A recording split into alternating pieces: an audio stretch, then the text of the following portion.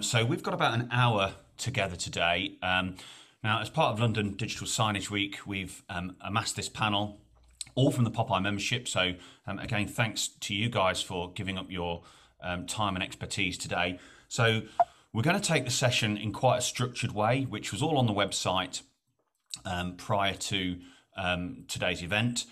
That's what we are going to work through over the course of about the next hour. So what I'm asking people to do via the Q&A portal is engage with us, drop the questions in. Now, if you've had a chance to look at the website, you'll have seen these broad topics, and hopefully you'll be prepared and have jotted down your questions.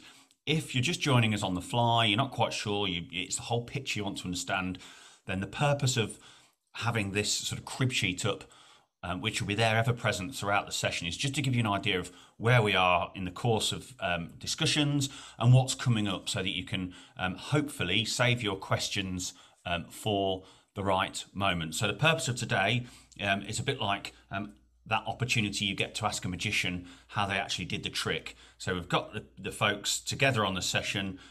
Please, this is going to be quite one-sided if it's my best impression of a chat show. We have got some pre-prepared questions.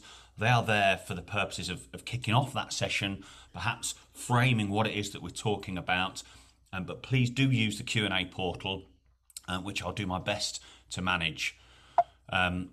So let's start off with the big picture, the building of the business case, if you like, right at the beginning. So Jeff, I'm going to start with you, if I can, please. So as a retailer or a brand owner, or even a supplier agency, how does one even begin plotting out that business case, navigating the minefield, or creating the plan of action for a digital execution in store? Thanks, Phil. First of all, good morning, everybody. I think in terms of building a business case or a plan of action, and sort of for both of those things, the first thing we would do is start really trying to understand what the client's trying to achieve. And what role they see technology playing in that, in digital, where that fits into that overall overarching aim.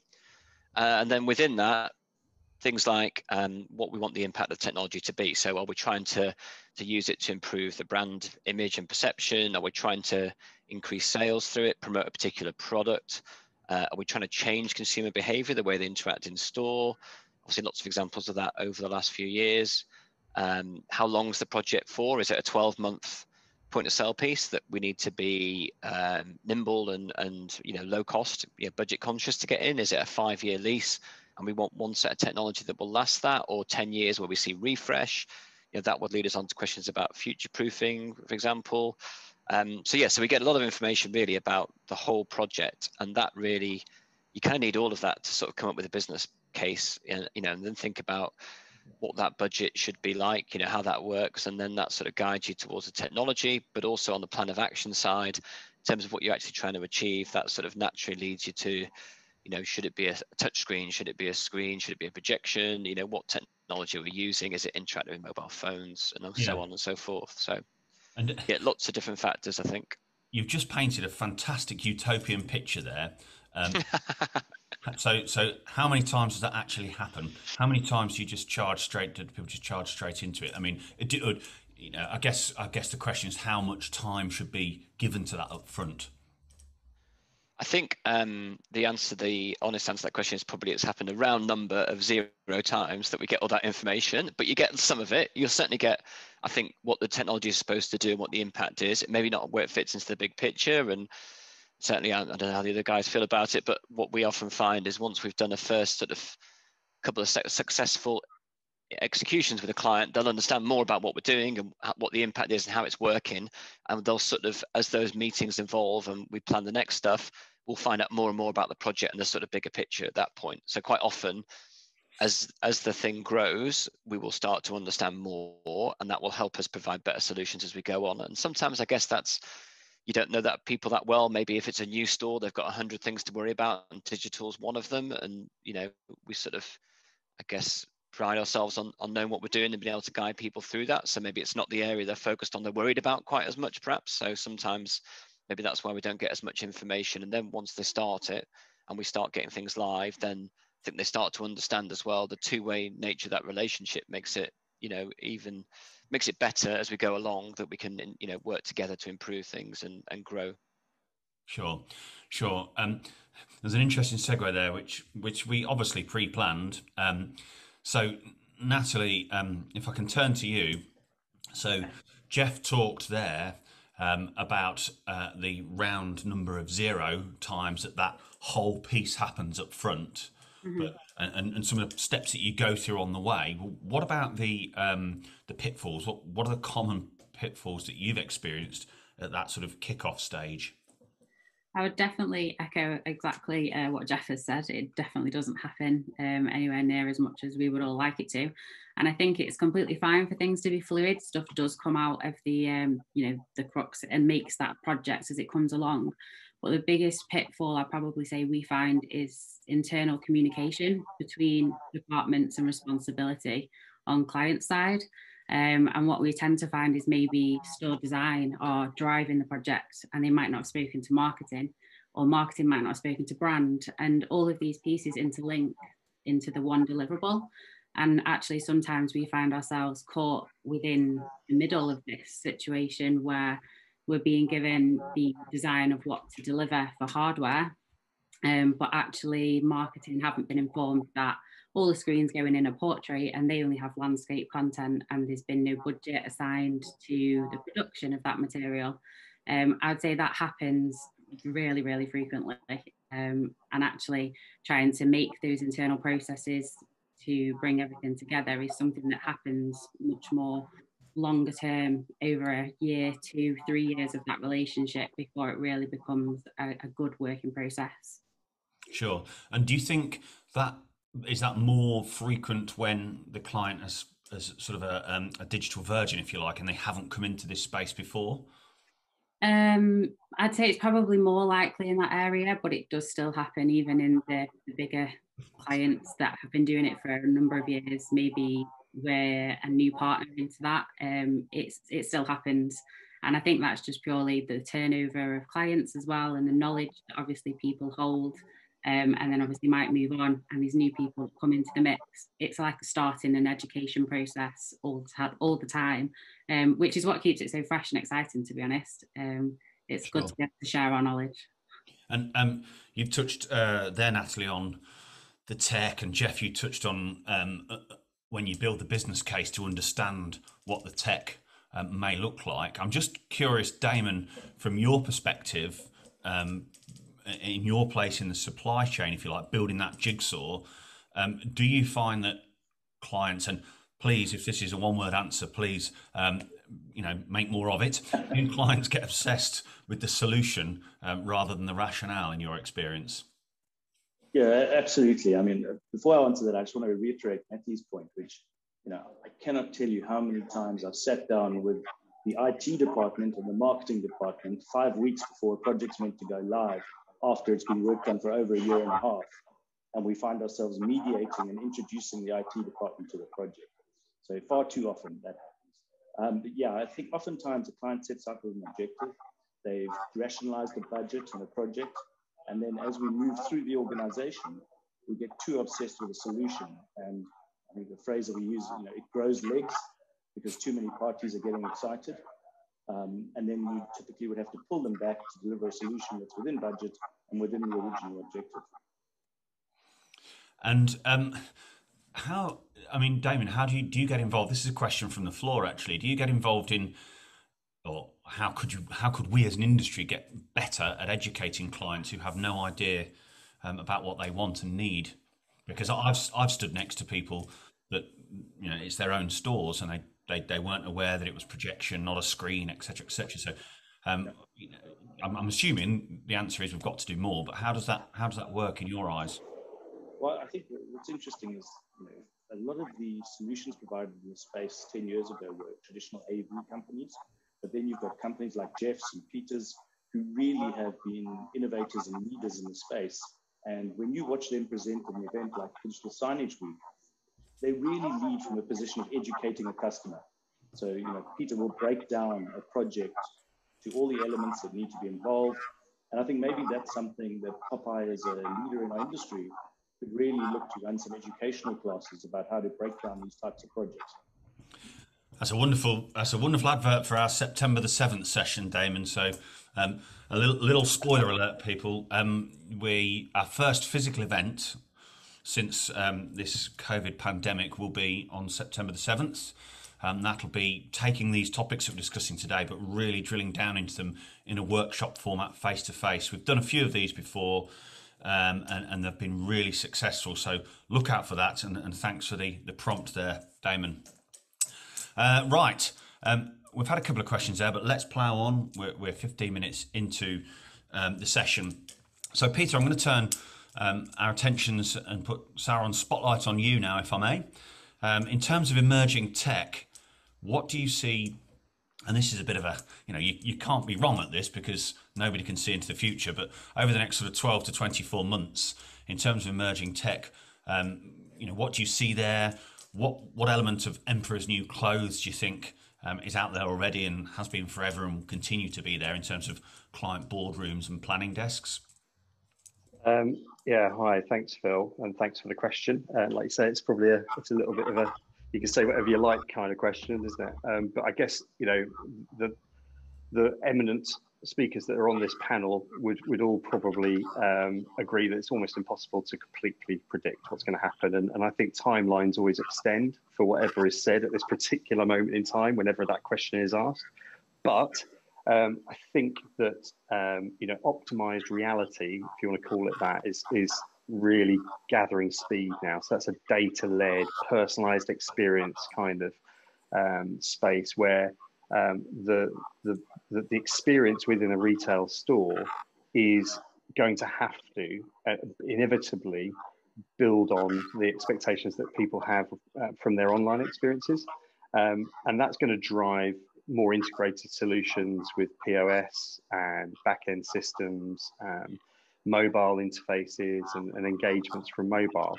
And that's going to then hopefully lead into more globalized solutions. So less flagships, more rollouts, which is probably good news for all of us, but is also important, I think, for the brands, because there's so many very nice one-offs, but really, I think, if anything, the last 14 months has shown us is that retail is in high demand, and people want to go to shops. They've queued up for the retail experience.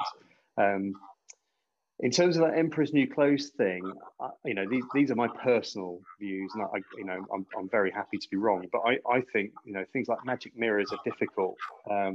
The idea that people are going to sort of stand in front of a mirror and touch it and do things, I've just not seen enough adoption of that, and enough of a compelling frictionless experience for that to really truly be a broadly adopted solution. And I think the waving arms contactless experience where you're going to do stuff and it's going to be amazing and you kind of waft your hand over here for this and waft your hand over there for that. Again, I just don't see the general public doing that and the buying, the consumer interacting in that way. I think mobile is really where it's at, and QR codes are going to drive so much of what people are doing in retail, because it's now a completely ubiquitous and completely understood process of engaging with digital, and everyone knows how to do it and everyone understands how it works. That may well lead to NFC, a broader adoption of that, but again, I think that's probably a little further down the road. And probably finally, sustainability is going to be an important piece of all the conversations that we're having. I mean, it's massive. The ethical, sustainable delivery of solutions is going to need to be at the top of the list of all of the things that we're thinking about for retail environments. Certainly, I hate to use personal experience on these sessions or at any time because I'm a straw poll of one. But I do remember going into a certain high-end retailer, fashion retailer that hit the headlines down on Regent Street, and as you said there, Peter, waving in front of a screen to try and get the thing to come on, and only for an assistant to walk up to me and tell me it was a touchscreen. So I think he was trying to save my embarrassment, but you can just imagine that unfolding right across country. We've got a question here, which I'm going to throw out to Jeff on the spot, if I may, from Alan.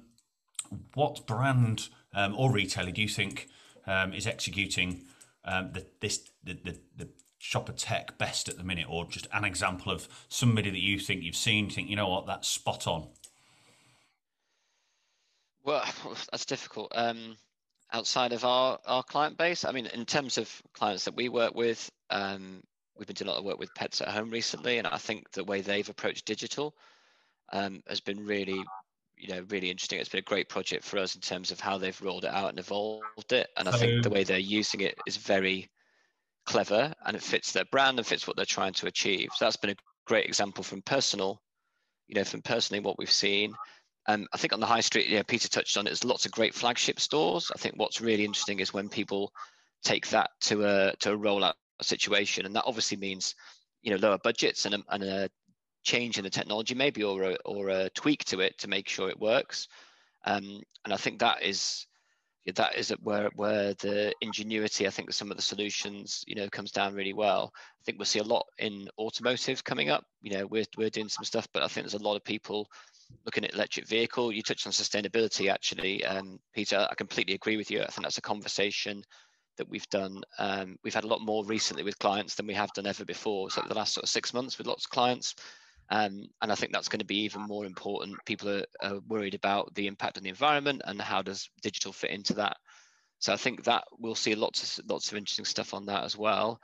In terms of executions, I think there's lots of great digital out there, to be honest with you. I think one of the exciting things that we're seeing as we come out of COVID is, I think there was some great digital before COVID, and what I'm seeing, and certainly I think from what I talked to peers like Peter and Natalie and the guys from Samsung and Darren, is that the appetite's really grown. I don't think it's diminished at all. I think everyone's missed going into shops. You touched on magic mirrors. There's nothing quite like trying on a piece of the garment itself. That's just not a replicable experience at the minute at home. So I think there's just a huge amount of digital going in, and there's some great executions that everyone on the call, Peter's team and Natalie's at Pixel, the Samsung guys and Scarlett, there's just some great work out there, and I think that's growing.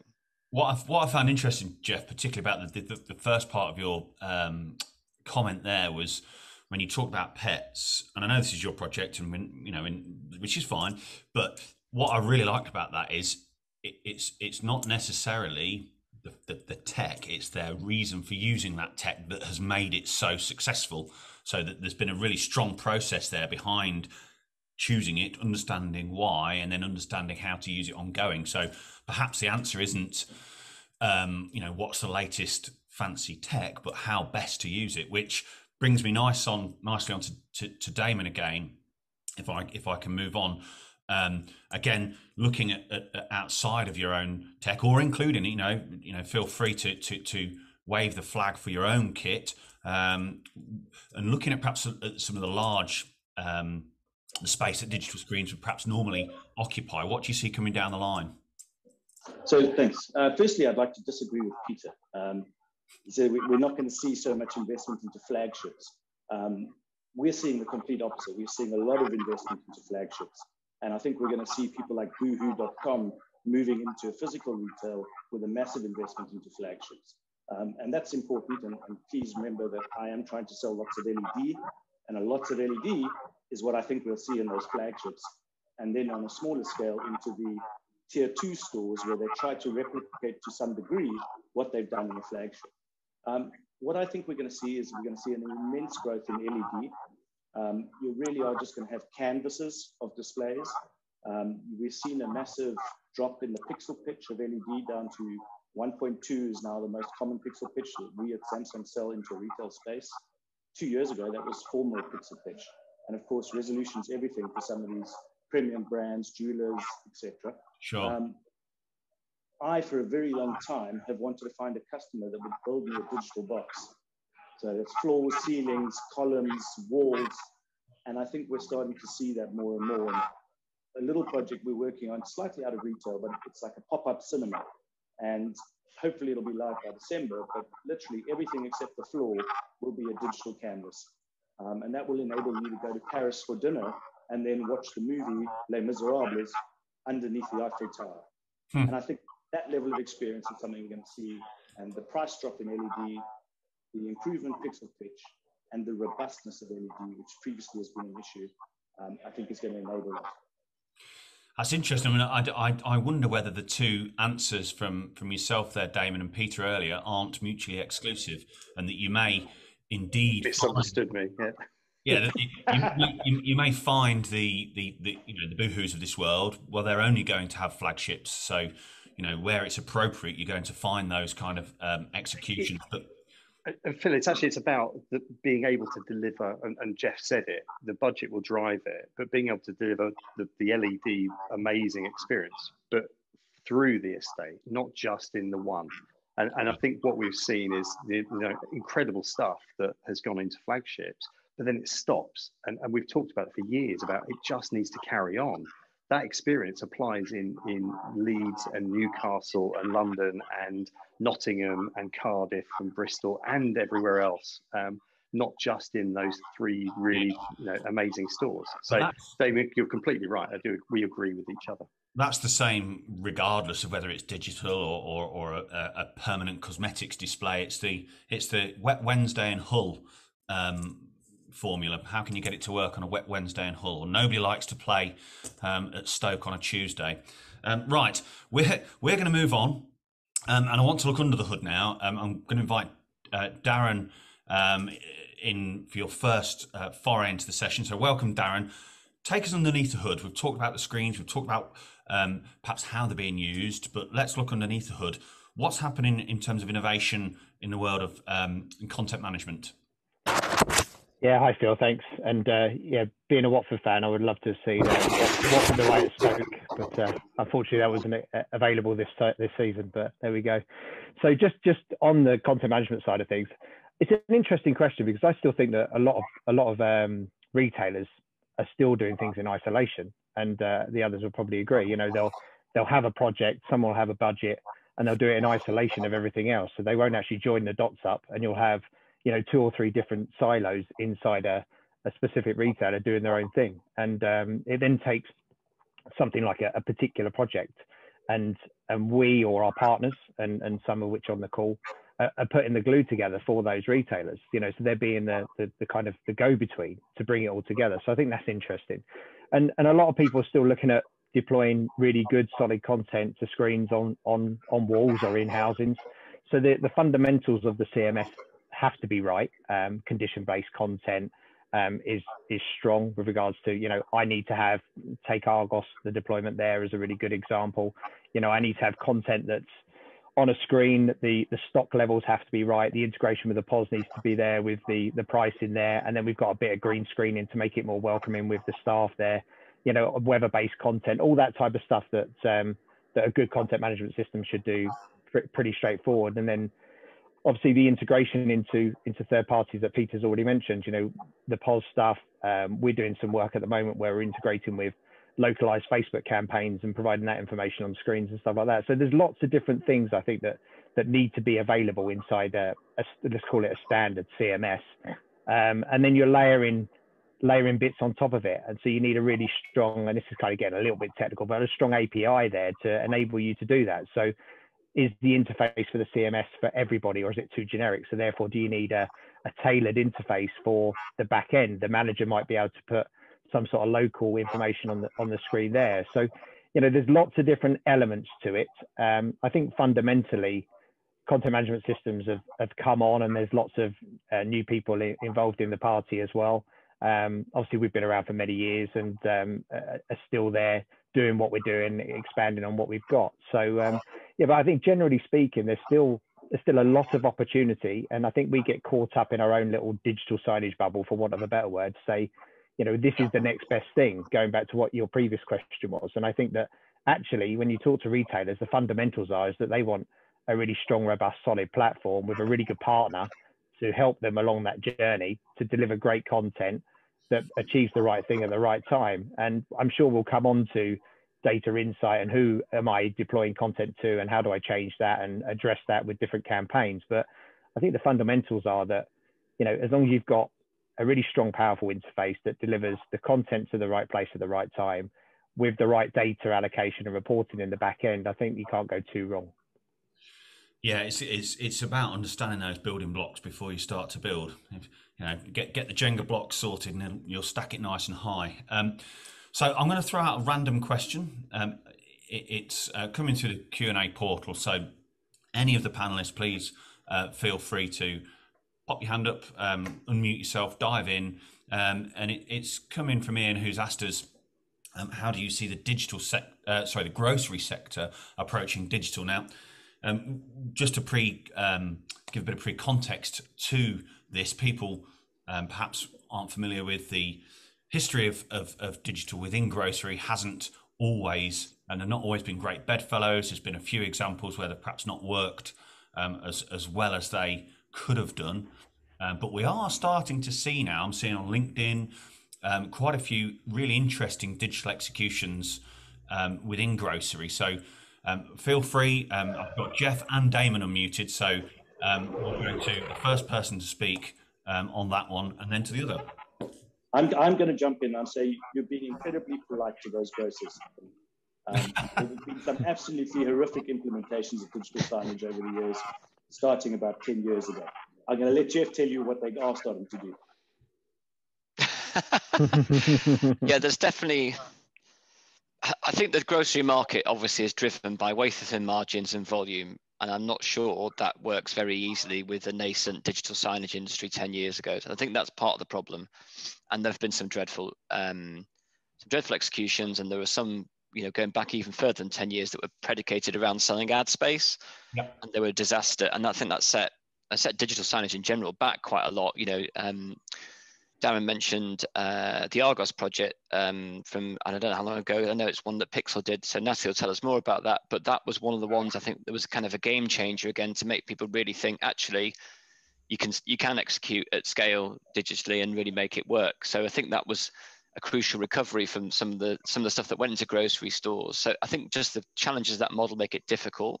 I would say, and I'm going to shut up pretty quickly because we don't do a lot in grocery ourselves.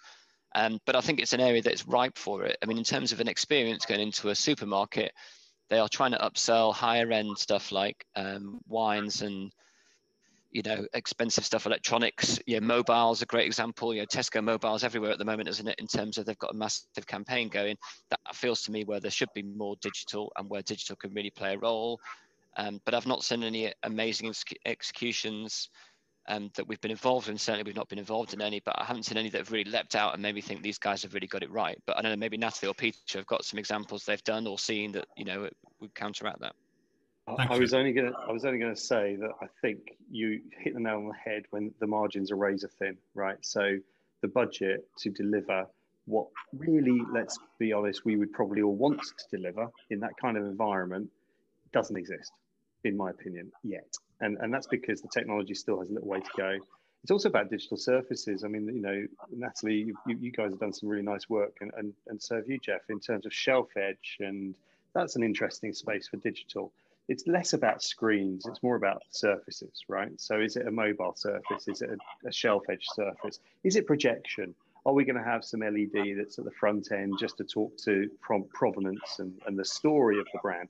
And are we, they probably are in a place where they're going to do a few flagships first and then see how it goes. But I think some test and learn is really the answer at the moment for grocery, because the truth is, I don't think every grocery will have the same objectives, and whether it's an Aldi, a Tesco, or a Marks and Spencer, that they're all going to have very different models and approaches. Of course. Yeah, I'm just going to add something there that I think unfortunately COVID has set that sector back a little bit.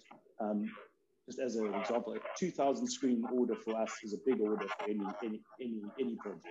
And we, at the beginning of COVID, in the rush to get some screens out with queue management information, have you got your mask? It was a big opportunity to put screens up there. But unfortunately, once again, they got put up there in a very unaesthetic way that is an afterthought, not a designed-in solution. So I think we're going to have to unravel that before we start doing it properly again. Yeah, I'd just jump in there on what I agree with Damon completely on that, and what Peter said around shelf edge, and a little Scala pitch. We now provided shelf edge screens as an all-in-one solution that connects to the content management system, but that's not the reason why I'm doing it. We are seeing lots of opportunities and projects around shelf edge of various sizes, and I think that's that's being driven not so much by the grocer but by the brand. So it's those brands that are now investing rather than the stores themselves or the supermarket chains themselves. So we're seeing a lot of adoption. And Jeff has already pointed it out in drinks brands. So we've seen it. We've got deployments going on at the moment in Ireland, actually, predominantly, which is around that area, which have proven to be very successful. So I think actually it'll be the brands that start driving these things forward rather than, and they're housed in a specific area inside the retail environment. So I think that grocery deployment is one thing, and is there going to be a one size fits all? No. Will there be a network that will go for, you know, a supermarket to push their own brands and everything else? Absolutely. But I do think there'll be specific shelf edge, you know, or end caps, whatever it may be, that will be brand driven. In addition to that, I also think that they're looking for more data insight. And I think that things like sensors are going to come more into play. So, you know, the ability, we've got a sister company called Walkbase, but so we use tags to tag baskets and shopping trolleys. And we've got a couple of deployments at the moment globally that have proven them to be successful. So, you know, you all of a sudden you're tagging a basket and a trolley, you're understanding the movement of that basket and trolley, therefore of the retailer going through that process. You understand where they stop, where they don't, where the queue is, whether you need to extend, adding more people into to help with the queuing.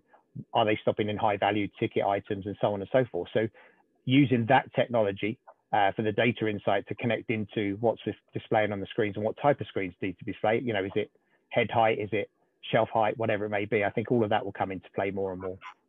Darren, seeing as you're the only one unmuted, we've got a question in from the session here. I've got one eye on the time and the topics ahead. So, but I think it's a good question. I'm going to summarise it. Why is this stuff more prevalent in Europe than over here? Do you know what? I'm not sure it is. If I'm being honest, we see a lot of deployments in Europe, but I still think that the UK is leading the way when it comes to putting technology in place and trying it out. From what I've seen, and obviously our business is global, but I'm part of a European organisation, sure. And with the help of the fantastic partners that we've got that help their customers, we're seeing more adoption, I think, from in the UK and the ability to want to strive forward. And to give an example, you know, we've got people looking to replace stock on shelves, but then there's no one in the environment to replace that stock actually in the store, right? Or in the pop-up environment. So how would you do that? So all of a sudden, the want is there to have a shelf edge, but the camera's facing inwards to look at the stock so you can then replace it. It triggers it based upon the event of the camera, right? So there's lots of things like that are going on. There's a forward thinking from retailers and brands to want to achieve this more and more. And I think there's a lot of drive coming from the UK. So, you know, kudos to the retailers in the UK. I do think we're seeing more adoption across our estates anyway, across Europe, than we are in Europe. I think that's really encouraging to hear. Damien, if you can just chip in there quite briefly and we'll move on. Okay, just very quickly, I was going to say what Darren's telling you is that from his software license sales, he can see that the UK is way ahead of the rest of the world. Never sitting on the fence, Damon. Never sitting on the fence. Right, let's move on. I think let me just check the portal. Okay, yeah. So there's no more questions from the audience there, but thanks for those. There's still one in the bank, which I'm going to come to later, but please keep them coming. So in the world of stakeholder management, Natalie, you've kind of already touched on this with your answer when we were talking about building a business case, but is there anything you want to add to that in terms of those kind of often divergent objectives of client stakeholders internally? Yeah, sure. Obviously, heading up the client team, I'm dealing with that day to day, and the rest of my team are. And it is an interesting topic. But I think the one thing that we always learn from is making sure we've got that good, solid brief that before we start that project. You know, what are we trying to achieve? What was the purpose? Why are we doing it? What do we want to deliver? And as long as we've got that, it might not be completely black and white and every single bit of detail that we've got. But if we at least have something as a starting point, then we've always got something to draw back to. And then we find that, you know, as we head through that project, if things are going a little bit wayward and we're kind of starting to get all of these different opinions in and thoughts, and maybe the term too many fingers in the pie, we can kind of go back to that brief and that scope and say, actually, you know, we've kind of gone way off here. and this is not going to end up delivering what we originally agreed. I think that's really the biggest kind of thing that will help a project be delivered and not be taken off by too many people's opinions. If that isn't kind of something that can be done at the beginning, obviously appreciate the world we work in is very fluid and very reactive sometimes. And you sometimes might get a project on the Friday and you're asked for it the following Friday. And there's not always that time to allow for a big brief. But looking at things like with a post-implementation review and getting those people around the table to discuss what worked and what didn't will always help drive the efficiency when we come to do it the next time, and make sure that we are handling those stakeholder opinions or management and the engagement of everybody. That's that word opinions popped up a few times there, which is another well-planned segue, because I've got a bee in my bonnet, I guess. I nicked this phrase from Amazon. I don't pretend it to be my own, but it's the HIPPO, which is the highest paid person's opinion, which we've seen in many case studies that cross Popeye's desk. But Jeff, how do you avoid that scenario that Natalie's just painted? How do you avoid that from taking the project down a rabbit hole? In terms of the sort of the person who's ultimately in charge, maybe we've been a bit lucky. We haven't really had too many that have been derailed on that. I think the key is engage them as much as possible, and certainly it tends to be they tend to not be the person in charge of the actual delivery. There tends to be someone also, with responsibility for actually delivering the project who isn't that person, I guess, who reports into that person who's sponsoring the sort of thing. And I think the key is really making sure they're really well briefed and they understand what technology choices we've made, why certain things work in certain ways, why we've chosen different routes, so that they know if they get questions about it, they can always, give the right answer back and support why those choices have been made, even if we're not involved in that conversation. I think, some of the points that Natalie and Damon made about, turning up on a project and maybe, a classic one we get is we've maybe talked to the marketing people and store design and no one's briefed IT and they're going, who's putting what on my network? And it's, a couple of weeks before you go in, that's the classic one. And I guess if you're going to turn that back round, we should be more aware of that probably and making sure. That's maybe a proactive question from us, who are we talking to in IT? And we generally remember that, but I guess none of us are perfect. Sometimes we don't. So yeah, we see more problems where we're trying to get a couple of departments to agree on things rather than one senior leader sort of derailing it. But I know maybe you've seen case studies where that has been the case, maybe where they've gone, that has been happening. I've sat in front of people within departments. In fact, no names mentioned. One example where the marketing director walked into the room and said, "We want this," pretty much as you said, Natalie. We want this by a set date. Go do. So it was really going back to my earlier point. It was almost starting with the end point and working backwards, rather than understanding, as you talked about there with Pets at Home, understanding, well, what is it that we're trying to achieve and how can digital help us get to that goal. But I want to stay on this topic about choosing the right solutions, etc., because often it's driven by budgets. And Peter, you touched on this earlier in terms of understanding the total cost of ownership. How can clients better prepare for accurate budgeting? Because it isn't all capitalized costs. How can you help clients with that journey? What questions should they be asking of you? Okay, yeah, there's quite a few. I think just on the previous subject, that sort of engagement, stakeholder management piece, I always, we come back to this with content, but it applies just as well to hardware. There are three things. You can have good, you can have quick, and you can have cheap. Pick two, right? So that's how it works. You can have good and quick, but it's going to cost you some money. You can have quick and cheap, but it might not be very good, and you get the point. So these are the kind of drivers that will always apply in project delivery. And when it comes to budget questions, we kind of always go to good, better, best. What does good, better, best look like? With the whys for the project kind of considered at the very beginning of that.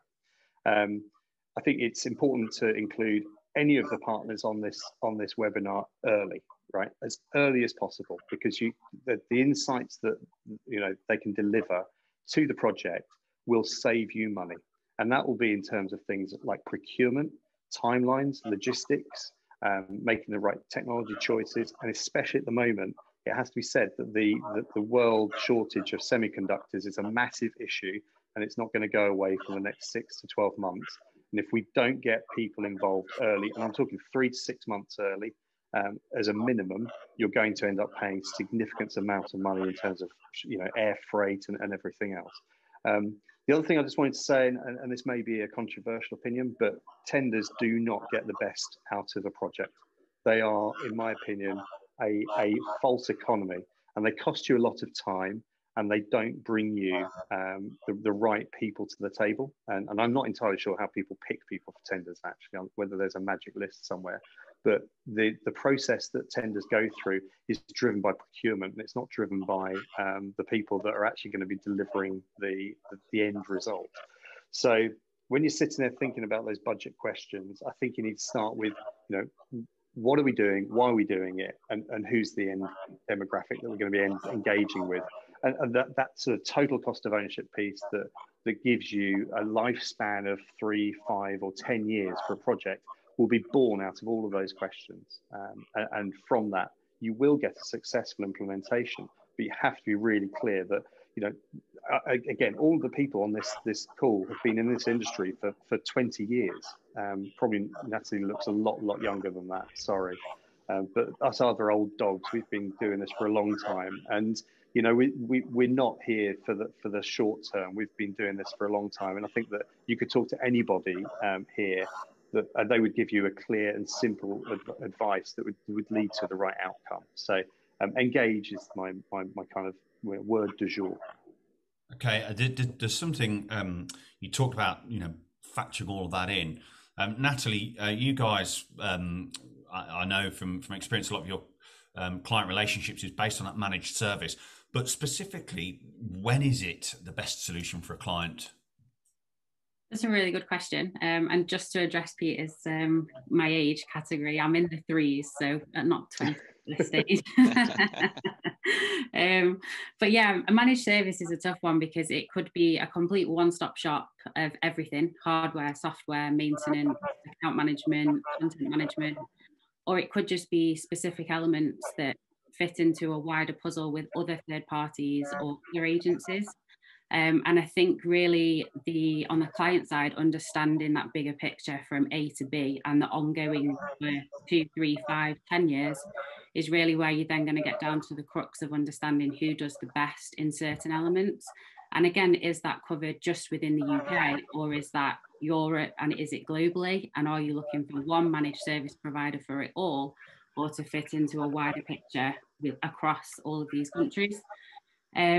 I think in terms of who it would be the most beneficial to is probably more those, well, I say smaller businesses, and it's not really. It's those people that are looking for the niche skill set that we as an industry provide, to understand all the elements that go into digital signage or digital media solutions is a big, broad skill set of marketing, technology, IT, networking, infrastructure. And to have a skill set that understands all of those specific deliverables could cost a heavy investment to a business. And that's really where you're going to find the benefit from using an agency or a third party for that managed service. So I just had somebody in the audience today raise the hand, but if you can pop the question through there, that'd be great. So look, we're going to move on now. We're scheduled to finish in 10 minutes, but we're going to keep going maybe a little bit longer than that. So let's move on looking at the world of content. So I'm going to start actually with a question that's just landed in the portal. And if nobody can answer this, then we'll phone a friend. But it's come through looking at crowdsourcing and social integration on digital. Has anybody seen that on the high street in the UK? Any examples of work they've done or seen that they think stands out in particular? I don't mind jumping in here, but I'll just say that I've seen probably Pixel, so Natalie, Jeff and Peter have all done some really good social media interaction stuff that I've seen in the past. So I think they can all answer from personal experiences. I did touch upon the Facebook element that I'm aware of at the moment, and that's looking at where Facebook do localized campaigns So we're working at a project where there's kind of franchise type setups involved and a bigger brand. So the brand would be pushing the content, but the local franchise can adjust that content to meet their needs in that radius of, you know, a couple of miles, 5 miles, depending on where they are in the country. And then that information then gets pulled and popped onto the screens as well. So you've got that full flow of the campaign running from the ad inside Facebook, then onto the screens inside the environment as well. And that's proving that to join those dots up from a social media point of view is a really nice way of doing it. Obviously, there's other bits that have gone on with regards to Instagram walls and, you know, social media walls where you pull in. We've done one traditionally in a travel agent where we're pulling in social media feeds, including Facebook, Twitter, and what have you. And, you know, and you could drive those conditions. So if it's sunny in, I know, Lanzarote, then show that tweet. If it's raining, then don't. Those type of things. So you can be clever about the way that you kind of pull that content in and show it based upon those conditions. But I'll let the other guys have their say on it. Well, before that hits the floor, the only one not the only one, a one that jumps out to me is from a couple of years ago that went on to win a Popeye award, and it was #LoveBaldock, which was a Tesco projection mapping campaign that hit the side of the Baldock store, and Tesco's presented that for us at one of our webinars, as well as it winning an award. And some of the stats there, where it was user generated content that was obviously cleverly filtered to make sure nothing inappropriate landed on the side of the store wall. You know, the numbers involved there, you can grab that on the Popeye website on Benchmark Portal. The numbers involved there in terms of how they measured that with social interaction was just off the scale. So chosen in the right way for the right reasons, I think it can be you know, quite a useful way of looking at successful integration. But Peter, if I can just jump into your world, please. You mentioned being an old dog. I never said that. But in the world of content, cast your mind back to when you were a young pup. How has the content delivery, how has it changed over the years, and what's on trend now?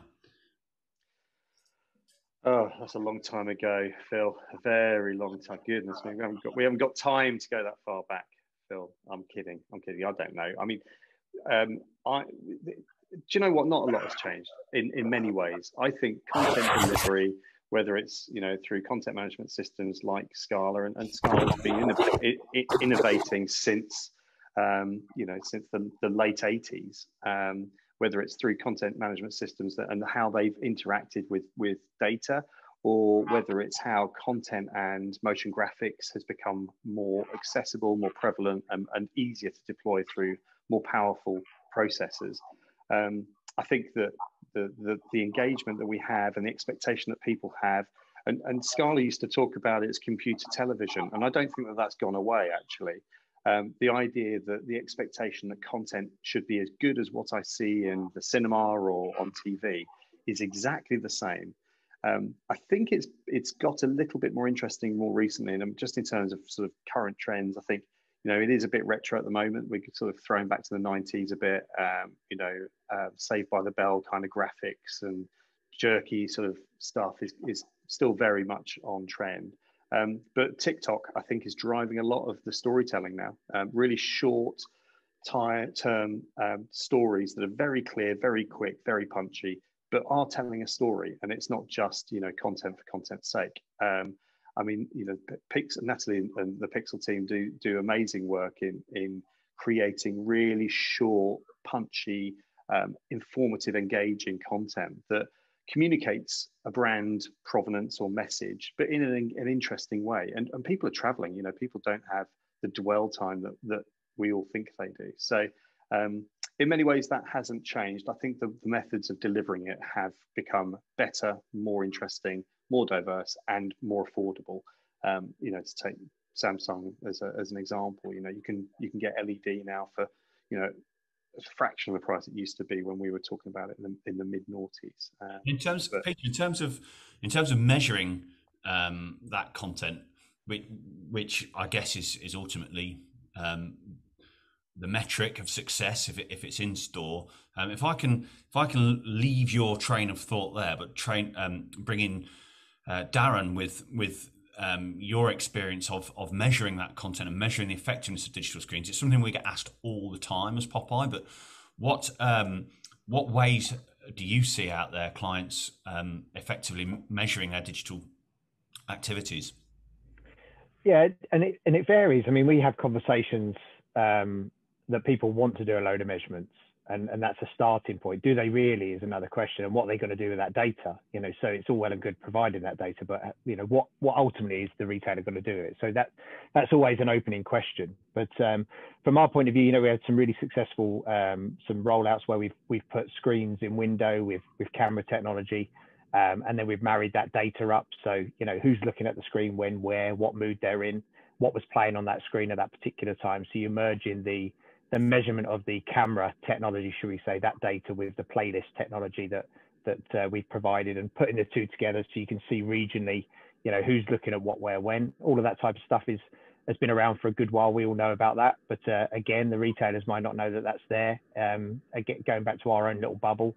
So there's those sort of measurements, but I think more and more we're getting requirements for interactive measurement. And by that, I mean, you know, when you go beyond just looking at the screens and you're talking about, I hate to use the phrase lift and learn, but let's say lift and learn, where you're picking products up off RFID tags or you're pressing touch screens based upon, you know, what's now delivered. Historically, it wasn't for us, but it is now, you know, a web app on a screen where you're going through a kiosk type environment and taking them on a journey. Or whether you're scanning a QR code, you know, what was the entry point, what was the journey, what was the exit point, and recording all of that data and providing it into a nice dashboard. So it's kind of real or semi-real time dashboards to give the marketing team as much data insight as they can, either to change information in the future based upon what has gone right or wrong, or actually in real time changing the content on the screen. Based upon the data that's been provided. So there's lots of different elements around it, but it comes back to the point of, you know, how much do they really want to invest in that type of technology? Because obviously you could put in cameras, sensors, QR, lift, touch, adjust, scan, voice, the whole lot, right?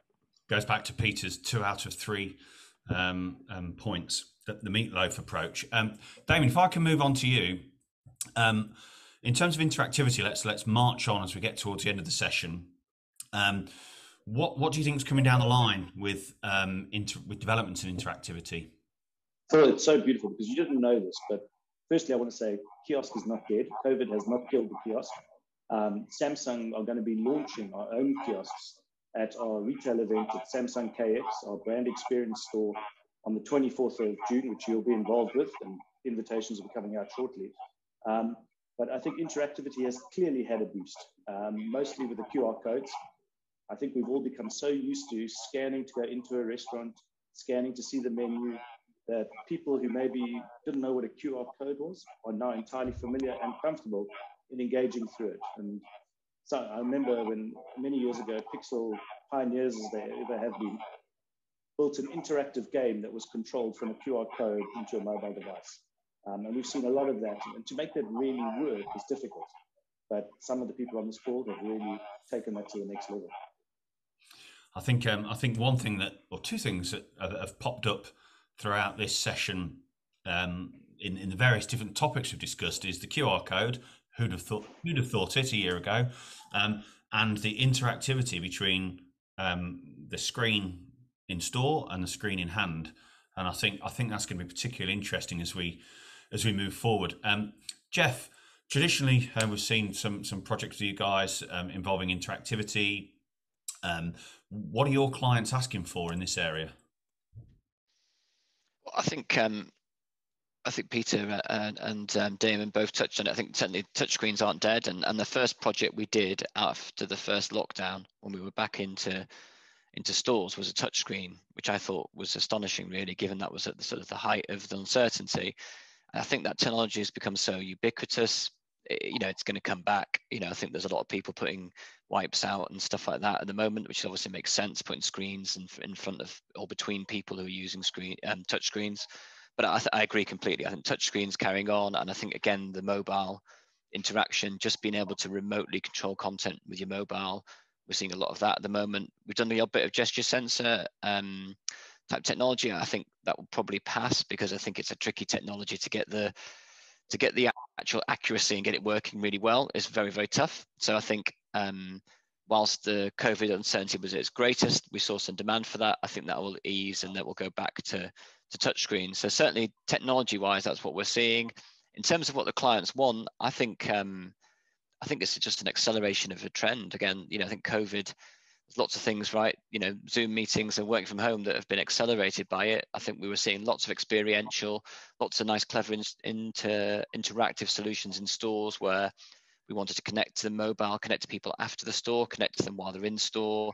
I just see that growing and growing, and the whole experiential concept, getting people back into stores post-COVID, I think it's just going to be, more so than ever, right? People are going to want more experiential. Sure. They're going to want a better experience when they go into a store. What's my reason for going here? We see a lot of brands, wanting to provide a flagship or an experience, whatever the store is, that makes people want to go in and be part of that brand story and deal with them and own their products. And I think, more than ever, that is still the case, and I think if anything, I don't think COVID's hastened the demise of the high street in that way. It's kind of almost made people realize they miss going and seeing those physical spaces and getting involved. And you only need to see that Amazon Fresh has launched its first UK stores during the last 6 months to sort of see that even the pure play online players are doing that. Damon touched on Boohoo and people like that. I think more and more of those brands that have been online only are understanding that a physical.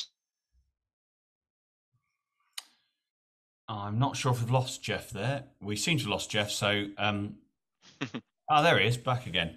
Sorry, don't know what happened. It's cool. I mean, look, we're coming to the end now, but I do want to throw out to anybody on the panel just to pick up on, Jeff segued very nicely there into the impact of COVID. But anybody else on the panel want to chip into that, where they specifically see the next day, week, month, the impact of COVID?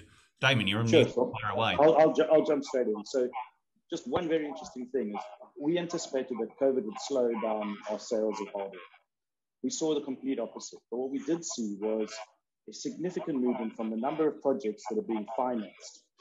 So one of the questions we were going to discuss is short-termism. We are now seeing customers taking a finance package for a 5-year lease to roll out a much bigger project and possibly incurs a bigger upfront cost normally, but is now spread over 5 years. So we underwrote over 15 million since COVID started. In the preceding 12 months, we only underwrote 5 million. Wow. I mean, what I really like about your position in the market, Damon, is it's quite an acid test, because ultimately, let's say you're reflective of your competitors.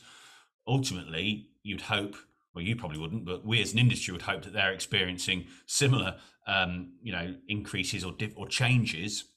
And I think ultimately the stuff, the content, the way it's delivered, all the other guys on the session with us today, it has to be delivered through a screen. Okay, projection, I get that, but let's just stick to the point that it has to be delivered through a screen. So if you're seeing that curve starting to tick up, then I think that's really promising for the industry. Natalie, you were unmuted a second ago, so do you want to chip in as we draw to a close?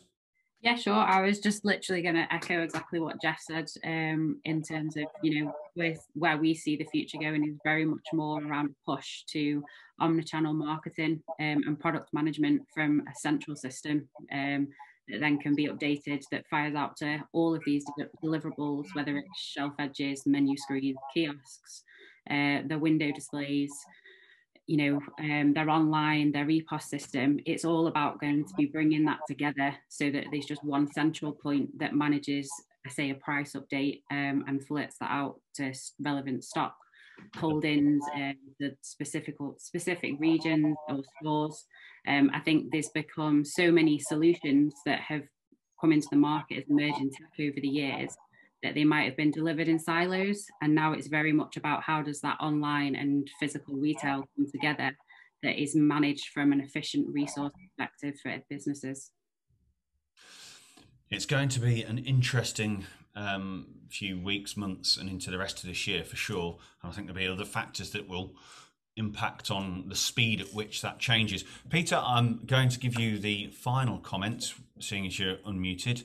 Either that or I could do a hand for parish council and put you into the waiting room, but I'm not that mean, so fire away. I agree with everything that everyone said, obviously, and Natalie is absolutely right. I think that that is going to be a challenge to deliver, because I think there's a lot of players in that space. So I think that all of the retailers and the businesses that are engaged in that space that have joined us today need to collaborate and work together to engage with that kind of thinking, because it's going to take everyone working collaboratively to actually deliver that kind of efficiency. And that plays through to sustainability, reduction of costs, speed of improvement of messaging, and also the value at the end for the customer.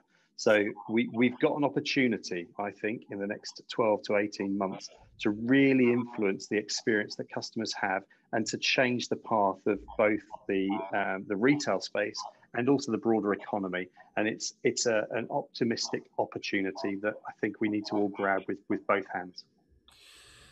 Well, thanks for those final words, Peter, which is a lovely, this session's been full of segues, but it's a lovely segue into the deep dive that we're going to have together as a group on the 7th of September. You'll see that as we start to talk about that more during the course of the summer.